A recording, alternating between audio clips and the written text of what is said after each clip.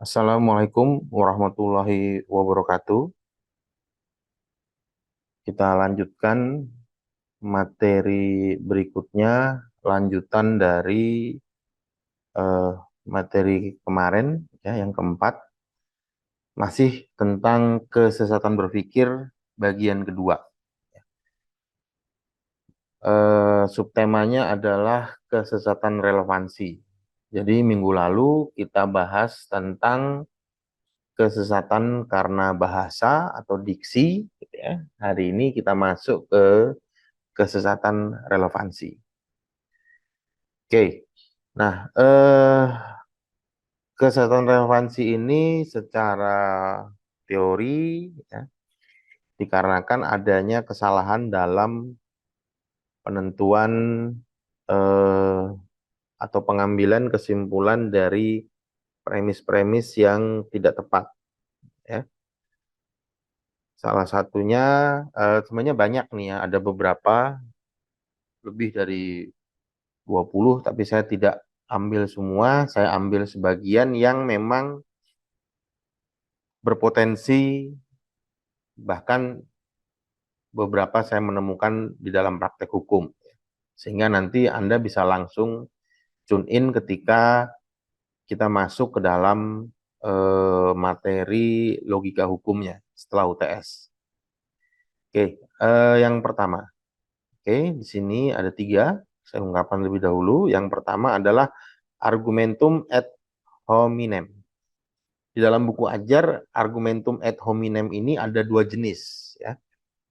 Namanya sama-sama argumentum ad hominem, cuma ada yang menyebut argumentum ad hominem satu sama argumentum ad hominem 2.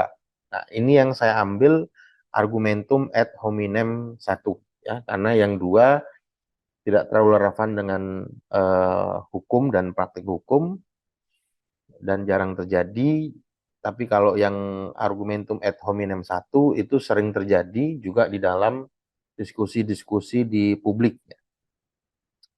Jadi dikatakan bahwa argumen yang langsung diarahkan untuk menyerang lawan bicara secara langsung, secara personal, dan termasuk pelecehan seseorang, baik secara fisik, gender, psikologis, maupun sifat.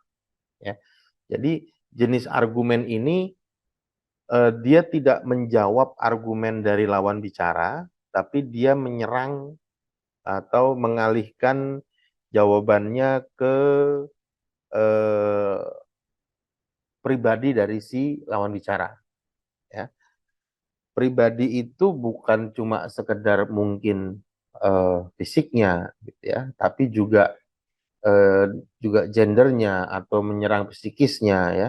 Yang paling gampang misalnya dalam contoh fisik, misalnya kita berargumen bahwa si A, ya, si A tidak mungkin bisa mengganti bolam lampu karena posturnya pendek. Jadi kesimpulan yang diambil oleh dia bahwa A itu nggak mungkin mengambil bolam lampu karena dia orangnya pendek dan tidak tinggi. Padahal seseorang itu yang menyadari posturnya pendek, dia tetap dapat mengganti bolam lampu dengan memanfaatkan tangga, kan gitu. Nah, tapi sudah di judgement, ya, karena posturnya yang pendek maka dia tidak dapat mengganti bolam lampu. Nah, itu salah satu bentuk argumentum ad hominem.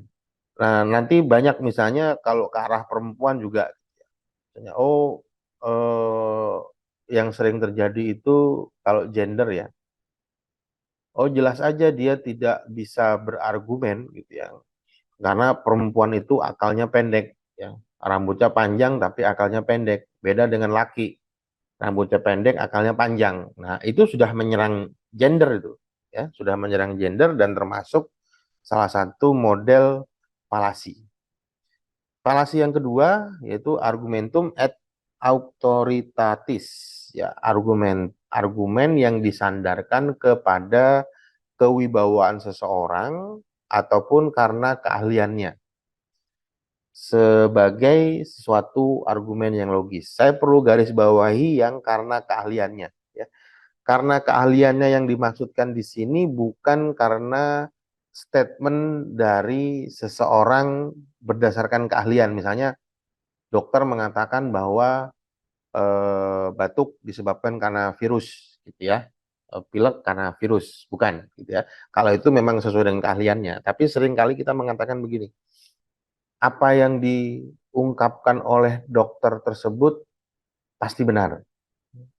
Atau misalnya begini, ulama A mengatakan bahwa politik itu jelek, ya.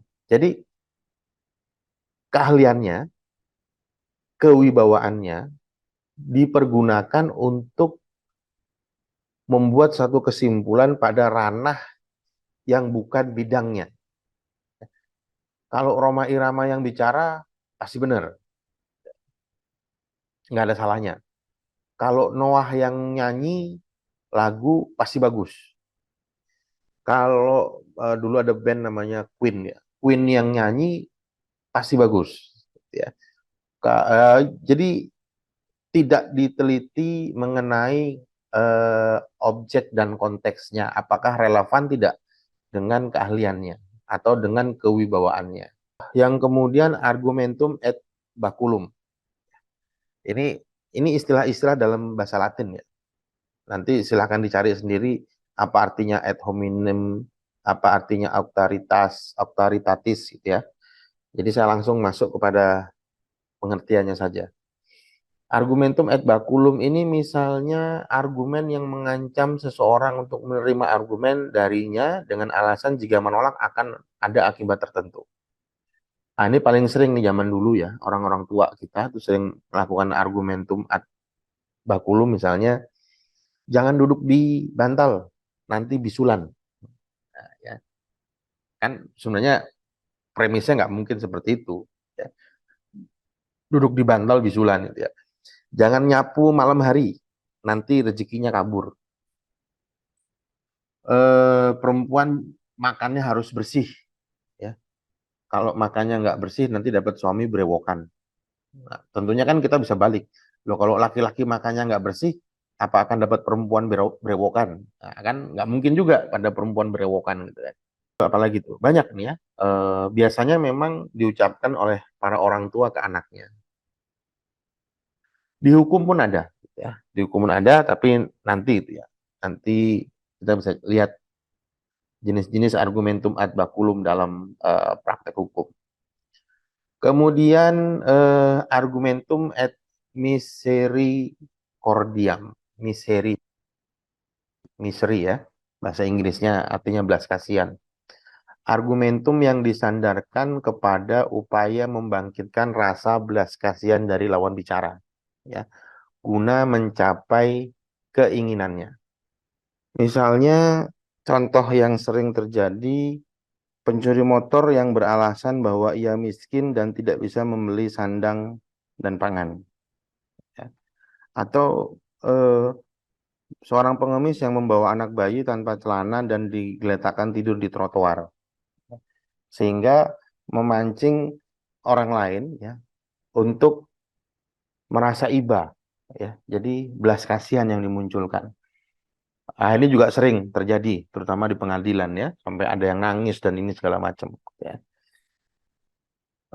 Kemudian argumentum et populum, argumen yang disandarkan kepada banyaknya orang yang setuju dengan argumen tersebut sehingga diyakini sebagai suatu kebenaran, ya. Jadi argumen ini disandarkan kepada suatu pemahaman yang memiliki, jadi pernyataan tersebut disetujui oleh banyak orang. Jadi kalau sudah banyak yang setuju, itu pasti mengandung satu kebenaran, ya. Misalnya begini, 1 juta orang Indonesia menggunakan jasa layanan seluler X, maka sudah pasti itu layanan yang bagus, gitu ya. Jadi ada data empirik, ya, pengguna layanan provider itu jumlahnya 1 juta orang, banyak, gitu ya. Maka kemudian di statement, oh pasti layanannya bagus ini, gitu ya. Padahal belum tentu. 1 juta orang itu perlu perlu di review, apa, perlu diverifikasi lagi tuh tanggapannya masing-masing apa. Jangan-jangan hanya layanan provider itu yang ada di pulau itu, nggak ada lagi layanan provider lain, ya. Atau daerah terpencil nggak ada pilihan dan hanya itu, gitu ya, sehingga ya provider itu yang dipakai, nggak ada provider lain. Misalnya semua orang yang saya kenal bersikap pro presiden, maka saya juga tidak akan mengkritik presiden. Karena kebenarannya hanya disandarkan kepada orang-orang yang dia kenal. Sedangkan yang tidak dia kenal, dia nggak sebutin tuh, ya. Nah, itu yang masuk dalam argumentum populum. Termasuk di dalamnya adalah kebiasaan, gitu ya. Kebiasaan di sini begini, gitu ya. Nah, menjadi standar kebenaran. Kemudian post hoc ergo propter hoc, ya. Argumen yang disampaikan untuk menyimpulkan suatu akibat berdasarkan suatu sebab yang penyimpulan tersebut didasarkan kepada urutan waktu, ya. Atau peristiwa pertama dipandang sebagai sebab bagi terjadinya peristiwa kedua. Nah, ini juga dianggap suatu apa namanya? Suatu kesesatan berpikir karena mengandaikan begitu saja, ya, bahwa suatu peristiwa pertama menjadi penyebab munculnya peristiwa kedua. Misalnya gini, seorang pemuda diketahui baru putus cinta, ya, baru diputus sama pacarnya. Besoknya sakit. Kemudian orang berpendapat, ah itu sakit karena kemarin diputusin, gitu, ya. Jadi tidak dibawa ke dokter untuk didiagnosis apa sebabnya, tapi langsung disimpulkan bahwa peristiwa yang lalu, yaitu diputus sama pacarnya, itu menjadi penyebab dia sakit. Nah, itu juga termasuk sebagai apa namanya, post hoc ergo propter hoc, gitu ya. Atau dengan kata lain non causa pro causa, ya. Cuma lebih keren pakai istilah ini, gitu ya. Jadi saya menggunakan istilah ini post hoc ergo propter hoc, padahal ada istilah lainnya lagi, yaitu non causa pro causa. Al Salah satu filosofi Islam misalnya Al-Ghazali, ya. Al-Ghazali itu menentang ajaran kausalitas. Dia mengatakan bahwa tidak mesti suatu peristiwa A akan memunculkan peristiwa B, gitu ya. Nah, cuma kemudian dia berikan alasannya jika Allah intervensi di dalamnya. Misalnya saya melompat dari lantai 10. Sebabnya saya melompat. Maka kesimpulannya pasti mati, gitu ya. Nah, tapi menurut Al-Ghazali enggak, belum tentu. Belum tentu itu sebabnya. Belum tentu mengakibatkan mati. Karena jika Allah intervensi, dia tidak akan mati. Mungkin hanya cacat, gitu ya. Nah, itu Al-Ghazali punya pemikiran seperti itu, ya. Walaupun tidak persis sama seperti ini karena post hoc ergo propter hoc ini kan diciptakan dengan tidak dalam filsafat Islam. Dia muncul di dalam filsafat Barat, ya. Yang paling mendekati Al-Ghazali itu misalnya Francis Bacon, ya. Francis Bacon itu mengatakan seseorang yang dilempar dilempar batu misalnya, kemudian benjol, maka benjol itu bukan akibat dari dilempar batu. Itu hanya satu peristiwa dilempar dan satu peristiwa benjol. Karena tidak setiap orang dilempar itu benjol, ya. Bisa jadi berdarah, gitu ya. Mirip antara Francis Bacon dengan Al-Ghazali, mirip, cuma kalau Al-Ghazali itu ada intervensi ketuhanannya, kalau Francis Bacon hanya mengatakan belum tentu hasilnya itu pasti benjol, bisa jadi bocor, gitu ya. Nah, itu eh, yang disebut sebagai post hoc ergo propter hoc, ya. Nah, kemudian ada model Ignacio Elenchi, ya. Argumentasi yang disandarkan kepada perasaan, emosi, ya, prasangka dan perasaan subjektif. Contoh yang paling sering didengar, ya. Oh ya, jenis ini juga punya nama lain, ya. Nama lainnya itu adalah red herring, ya. Bukan hearing HEAR, ya, tapi hearingnya HERRING. Nah, contohnya misalnya gini. Kasus pembunuhan umat minoritas difokuskan pada agamanya, ya, bukan pada tindak kekerasannya. Atau misalnya lagi, seorang pejabat berbuat dermawan, sudah pasti dia tidak tulus atau mencari muka, ya. Itu yang prasangka, ya, argumen yang disandarkan pada prasangka. Karena dianggapnya pejabat yang dermawan, prasangkanya adalah kalau misalnya dia menteri gitu, ya, supaya terpilih lagi. Anggota DPR misalnya, ya, supaya terpilih lagi. Jadi kita eh, sudah punya prasangka terhadap pejabat-pejabat negara ketika melakukan satu kebaikan. Atau yang paling gampang misalnya begini, itu Menteri A naik haji, ah, pasti pakai uang rakyat. Nah, itu sudah prasangka, sudah muncul lebih dulu. Oh, si B itu pacara cantik banget gitu, ya. Nah, prasangka, alah, sudah bekas orang banyak. Nah, itu juga prasangka gitu, ya. Atau misalnya ada juga yang contoh sia-sia bicara politik kalau mengurus keluarga saja tidak becus. Ya, padahal itu kan dua hal yang berbeda. Oke, kemudian ada petitio principii. Ya, bahasa Indonesianya logika melingkar. Argumen yang menjadikan premisnya sebagai kesimpulan. Atau sebaliknya, kesimpulan diangkat sebagai premis. Misalnya, belajar logika berarti mempelajari cara berpikir tepat. Karena berpikir tepat di dalam berpikir tepat ada logika, ya. Jadi orang kalau belajar logika gitu, ya, tujuannya adalah mempelajari cara berpikir tepat, ya.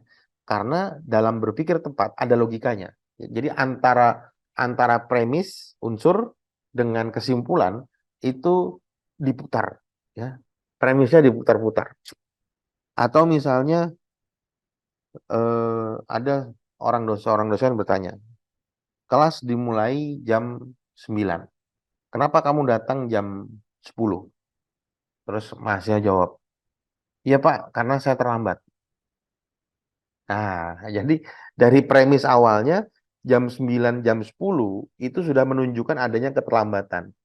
Tapi dijawab karena saya terlambat. Nah, itu juga termasuk logika melingkar, ya. Petitio principii.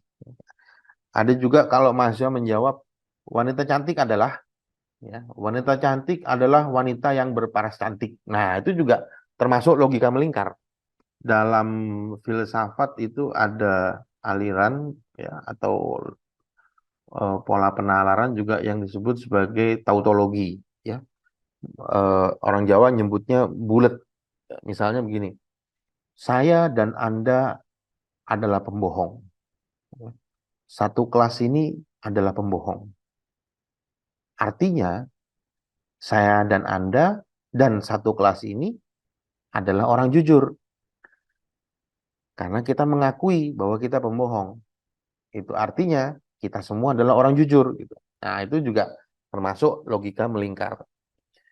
Nah, kemudian ada appeal to emotion, ya. Argumen yang diarahkan tidak pada persoalan tapi sengaja untuk memancing apa namanya? Mancing emosi, ya, mancing emosi dari lawan bicara. Contoh misalnya, pejabat Bank Indonesia dituduh korupsi. Tapi lihatlah, anaknya mengajukan pembelaan sambil berurai air mata. Ya. Tidak dibahas